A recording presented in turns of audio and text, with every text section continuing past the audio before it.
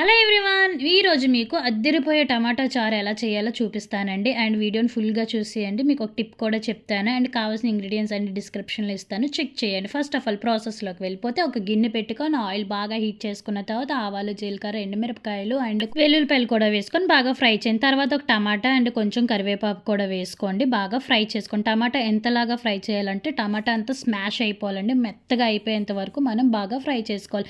దాంట్లోనే కొంచెం అల్లము, బెల్లము అండ్ పసుపు, ఉప్పు కూడా వేసుకొని బాగా ఫ్రై చేసుకోండి. ఇవన్నీ దగ్గరికి అయిపోయిన తర్వాత దీంట్లోనే మనం కొంచెం చింతపండు అండ్ మిరియాల పౌడర్, ధనియాల జీలకర్ర పౌడర్, కొంచెం కొత్తిమీర అండ్ కొంచెం ఇంగువ కూడా వేసుకొని బాగా ఫ్రై చేయండి. ఇవన్నీ బాగా ఫ్రై అయిపోయిన తర్వాత 1 లీటర్ ఆఫ్ వాటర్ అనేది కూడా ఒక బాయిల్ వచ్చేంత వరకు బాగా బాయిల్ చేసుకొని స్టవ్ ఆఫ్ చేసుకోవాలి. అంతే, ఎక్కువసేపు మరిగించినా సరే చారు యొక్క టేస్ట్ అనేది పోతుందనమాట. సో ఒక బాయిల్ వచ్చిన తర్వాత స్టవ్ ఆఫ్ చేసుకొని సర్వ్ చేసుకోవడం ఎంతో టేస్టీగా ఉండే టమాటా రసం అనేది ready. Please like, share and subscribe to my channel.